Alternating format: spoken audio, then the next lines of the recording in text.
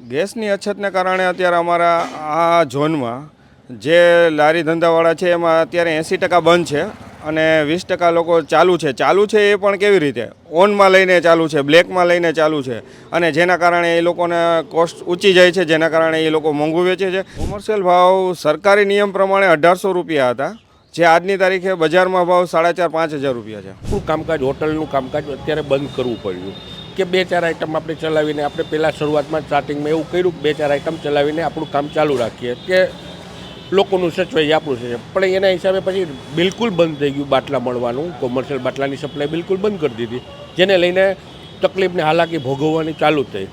સરકાર પાસે અમારી એટલી જ માંગીએ કે અમે આ ઝોનમાં અમારે 54 રેકડી, એમાં 10 રેકડી છે. અમારા આજુબાજુવાળા છે, બીજા અમારા પાડોશી, અમારા કાકા છે, બરાબર. એ બધા આજે અત્યારે આ મારુતિ ડાઇનિંગ હોલ ગુજરાતી જે નવજાતના શાક ને એ બધું બનાવે, એની લારી આજે ગણો ને મહિનો દી થઈ ગયો એની લારી બંધ. 10 દિવસે એકવાર ગાડી આવે છે તો એ 5 બાટલાનું કીધેલું હોય, રોજનો 1 બાટલાનો વપરાશ હોય અમારો, ને 5 નોંધાયું હોય તો 1 આપે છે અને એમાં એ ભાવ 4500 રૂપિયા તો ઉપરથી કંપની આ લોકોને ભાવ કહે છે. ઈરાન, ઇઝરાયલ અને અમેરિકા વચ્ચે જે યુદ્ધની સ્થિતિ છે તેમની અસર હવે ભારતના અનેક શહેરો પર પડી રહી છે. હાલ રાજકોટની વાત કરીએ તો રાજકોટના જે ખાણીપીણીના ધંધાર્થીઓ છે તેમને ગેસની અછત જે છે તે જોવા મળી રહી છે. તેમના કારણે અનેક ધંધાઓ જે છે તે અત્યારે ઠપ થઈ ગયા છે. પાછળ હું આપને આ દ્રશ્યો બતાવીશ. આપ જે પ્રકારે આ જોઈ રહ્યા છો તે રાજકોટની જે વિરાણી સ્કૂલ પાછળની જે ખાણીપીણીની બજાર છે તે અત્યારે બંધ થઈ ચૂકી છે, કારણ કે જે ગેસના જે કોમર્શિયલ બાટલા છે તેમાં ભાવ વધારો આવ્યો છે, તેમની અછત વર્તાઈ રહી છે. તેમના કારણે આ ધંધાર્થીઓ જે છે તેમને હાલ આ ધંધા બંધ થઈ ચૂક્યા છે. અનેક ધંધાર્થીઓ આપણી સાથે છે, તેમની સાથે વાત કરીશું. કિશોરસિંહ, હાલ ઘણી બધી અહીંયા અમે જોઈ ધંધાર્થીઓ જે છે તે બંધ કરીને જતા રહ્યા છે, શું કારણો છે? હવે આ યુદ્ધના કારણે જે ગેસની અછત આવી છે એના કારણે એલપીજી ગેસનું સિલિન્ડર સપ્લાય કરવાનું સરકારશ્રીના આદેશ મુજબ બંધ થઈ ગયું છે અને એલપીજી સિલિન્ડર ન મળવાને કારણે ખાણીપીણીના ધંધામાં બહુ અછત હોવાને કારણે બધી જ ધંધાર્થીઓને તકલીફો ઊભી થઈ છે, કારણ કે એના વગર કોઈ ધંધો શરૂ જ ન થઈ શકે, ચાલે નહીં. અને ત્યાર પછી એ સિલિન્ડરો જે મળે છે એ ઊંચા ભાવના મળે છે, જે ખાણીપીણીના ધંધાર્થીઓને પોસાય એવું નથી અને એના માટે દરેક ગ્રાહકોને ઊંચા ભાવ દઈને ખાવું પડે તો એ પોસાય એવું નથી. અને જે લોકો બહારથી કમાણી કરવા આવ્યા છે, નોકરી કરવા આવ્યા છે, એ લોકોને બહારના ખાણીપીણીના ઉપર જ આધારિત હોય છે, જે લોકોને અત્યારે બહુ જ મુશ્કેલી પડી રહી છે. ઓકે, હાલ અત્યારે અહીંયા કેટલા ધંધાર્થીઓ છે કે જેમના ગેસના અછતના કારણે ધંધાઓ બંધ થઈ ચૂક્યા છે?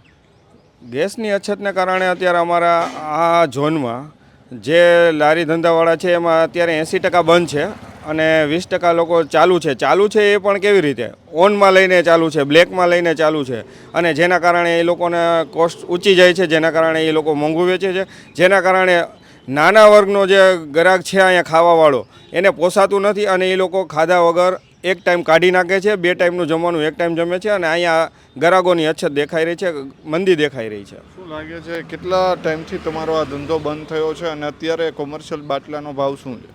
મારો ધંધો આજે 20 થી 25 દિવસ, એટલે કે 25 દિવસ થવા આવ્યા મારો ધંધો બંધ છે અને રોજ ગ્રાહકોના ફોન આવે છે, ભાઈ તમે ચાલુ કરો, પણ એનું કારણ એક જ છે, કીધું કે ભાઈ અછત છે ગેસની અને જે આવી શકે એમ નથી, જેના કારણે અમે ધંધો ચાલુ કરી શકતા નથી. કોમર્શિયલ બોટલના ભાવ શું છે અત્યારે? કોમર્શિયલ ભાવ સરકારી નિયમ પ્રમાણે 1800 રૂપિયા હતા, જે આજની તારીખે બજારમાં ભાવ 4500-5000 રૂપિયા છે. એટલે બ્લેકમાં મળે છે. ઓમ સરકાર સપ્લાય નથી આપતી, પણ બ્લેકમાં અત્યારે 4500-5000માં મળે છે અને એ પણ બહુ ઊંચો ભાવ કહેવાય, જેના કારણે બધાની કોસ્ટ ઊંચી જાય અને જેના કારણે ગ્રાહકોને ભોગવવું પડે, જેના કારણે ગ્રાહકો પણ આજ માર્કેટમાં દેખાતા નથી.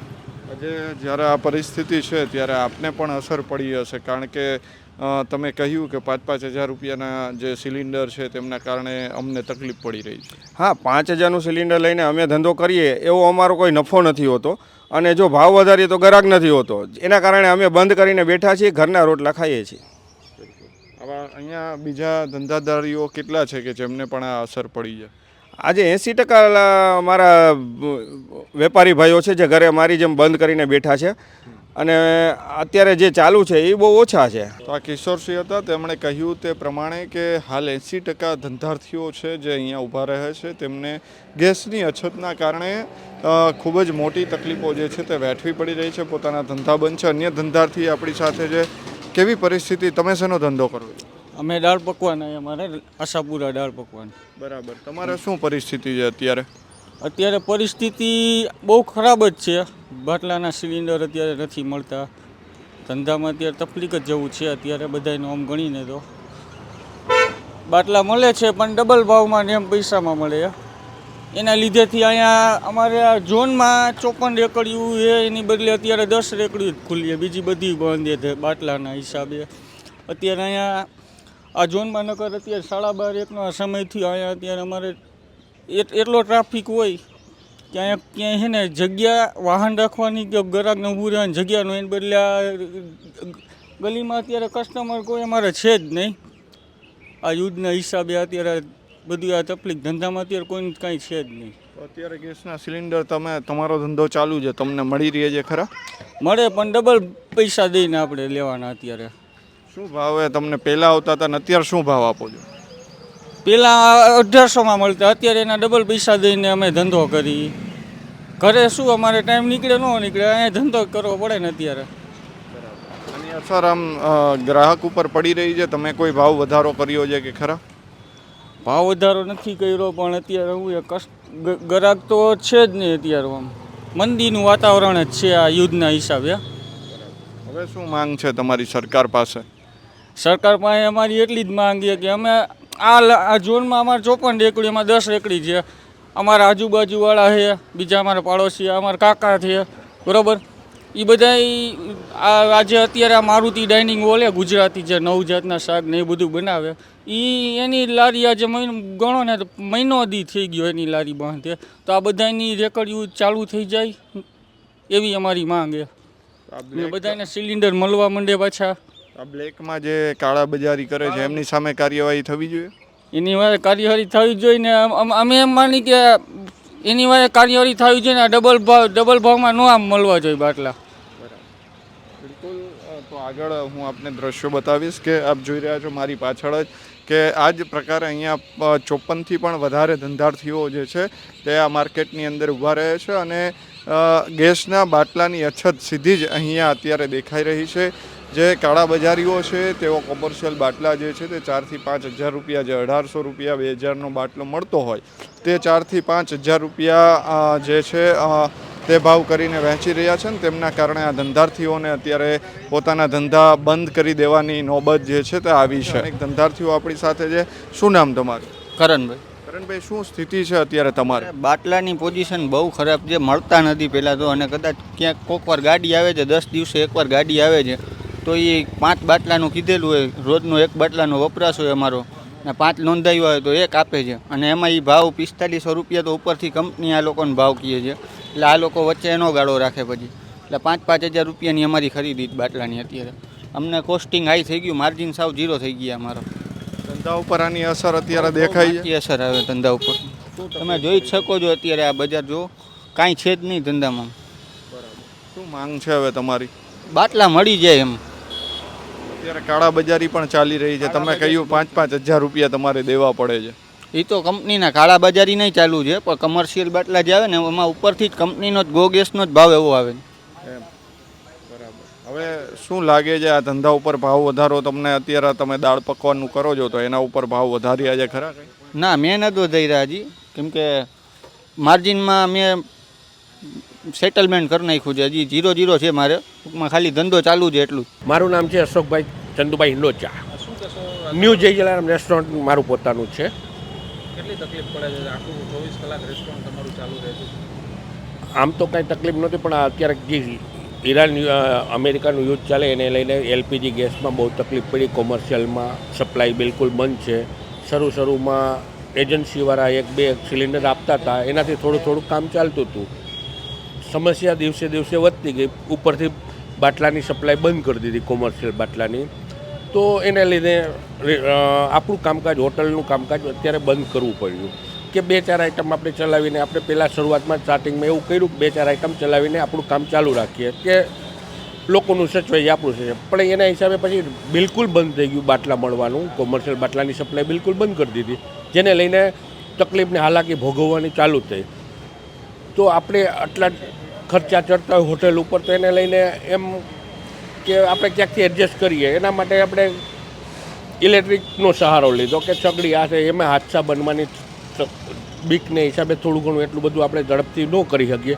એના માટે આપણે તપાસ કરી, તો સારી વ્યવસ્થિત વસ્તુ જે આપણે હોટલને માટે સારી કમ્ફર્ટેબલ થાય એટલે આપણે એમ કર્યું. તો એમાંય બ્લેકમાં આ લોકો સમયનો તકનો લાભ લઈ અને ભાવ વધારો એટલો બધો ઝીકી દે, અને તાત્કાલિક પૈસા દેવા છતાંય કામ નહોતું થતું. અને 10 દિવસનો ઓર્ડર આપો, કે જે ખરેખર આમ આપણે ગમે ત્યારે ફોનમાં ઓર્ડર આપીને પૈસા માલ મગાવી શકતા, તો એમાં 10 દિવસનો વેઇટિંગ બતાવે, કે જેને કારણે એ વધારે પૈસા લઈ શકે. એવી ઉઘાડી લૂંટ જેવું કામકાજ ચાલુ કરી દીધું જે ફેક્ટરીવાળા લોકોએ. એ પત્યું ત્યારે શરૂઆતમાં એમ થયું કે હમણાં થોડાક સમયમાં આ બધું થઈ જાય, પણ એ રાગે ન ચડ્યું. તો અત્યારે આપણે રેસ્ટોરન્ટને લઈને ઘણી બધી તકલીફ હોય, સ્ટાફને સાચવવાનો, રસોઈ બનાવવાની. જો નાનો ગેસનો બાટલો ક્યાંકથી એડજસ્ટ કરીને લઈ અને સ્ટાફ પૂરતી રસોઈનું ને એ કાંઈ ગોઠવીએ, તો આરએમસી કે કોર્પોરેશનવાળા આવી અને ચેકિંગ કરે તો એનો દંડ આપે. એના કરતાં એવું સારું લાગ્યું મને કે ભાઈ સ્ટાફને થોડાક દિવસ રજા આપી દે અને કામ બંધ રાખી દે. કામ બંધ રાખવાથી જે સ્ટાફના પગાર જે આપણે ચડતો હોય એ તો કમસે કમ નુકસાન ન થાય, બાકી બધા વેરેન્ટેજ વધારાના હોય એ ચાલુ રહે. એ હિસાબે સ્ટાફને બધાને રવાના કરી દીધો. મારી નીચે 15-16 જણા કામ કરે છે, એટલે અત્યારે હાલ પૂરતું મેં બંધ કરી દીધો. એમાં મને પણ એવું લાગ્યું કે હજી આ પ્રોબ્લેમ વધુ આગળ વધશે, તો મને એમ થયું કે હવે આ સમયનો યોગ્ય ઉપયોગ કરી અને રિનોવેશનનું કામ થોડું ઘણું જે કરવાનું હતું હું હાથ ઉપર લઈ લીધું છે. અત્યારે હાલ રેસ્ટોરન્ટ બંધ છે છેલ્લા 15 દિવસ થયા. ગેસ મને બિલકુલ ન મળ્યો, લાસ્ટ 12 દિવસથી બિલકુલ મળતો નથી. હવે એવું દેખાય છે કે 2-5 દિવસમાં કંઈક પ્રોબ્લેમ સરખો થઈ શકે. સરકારને એવી અપેક્ષા છે કે મારા જેવા ઘણા બધા ધંધાવાળા અત્યારે બેરોજગાર જેવા થઈ ગયા છે, તો એનું થોડુંક સાંભળે અને તાત્કાલિક પ્રશ્નોનું નિરાકરણ કરે એવી આપણે સરકાર પાસે આશા રાખીએ છીએ. તો આ હતા અહીંયાના ધંધાર્થીઓ. આ માર્કેટ પાછળ હું તમને જે બતાવું છું તે આ જ પ્રકારે કે જે અહીંયા બધા જે નાના ધંધાર્થીઓ ઊભા રહે છે, તેમના જે ધંધા છે તે અત્યારે બંધ થઈ ચૂક્યા છે, અને તેઓ પણ માંગ કરી રહ્યા છે કે તેમને હવે જે કોમર્શિયલ બોટલ છે તે મળી રહે. કારણ કે જે મેં તમને પહેલાં કીધું તે પ્રમાણે કે આ વિરાણી સ્કૂલ પાછળ જે આખી બજાર આવેલી છે ને, આ બજાર અત્યારે સુમસામ જોવા મળી રહી છે. નહીંતર અહીંયા ઊભા રહેવાનો પણ જગ્યા ન હોય તેવી તમામ ધંધાર્થીઓના જગ્યાએ એટલો ગ્રાહકોનો ટ્રાફિક હોય છે. ખાણીપીણીની મોટી માર્કેટ આ માનવામાં આવે છે, અને તેમની ઉપર અત્યારે જે ગેસની સિલિન્ડર છે તેમની અછત દેખાઈ રહી છે, ને તેમના જ કારણે અનેક ધંધાર્થીઓ બંધ પણ થઈ ચૂક્યા છે. અને તેઓ માંગ કરી રહ્યા છે કે તેમને જે કોમર્શિયલ જે સિલિન્ડર છે તે મળી રહે, કારણ કે તેમના ધંધા 1 મહિનાથી બંધ છે. ઈરાન ઇઝરાયલની જે વચ્ચે અમેરિકાની વચ્ચે જે યુદ્ધની સ્થિતિ છે તેમની હવે અસર નાના ધંધાર્થીઓ છે તેમના પણ પડી રહી છે. કેમેરા પર્સન કેવિન નિમાવત સાથે મયુર સરવૈયા, સ્વરાજ મીડિયા, રાજકોટ.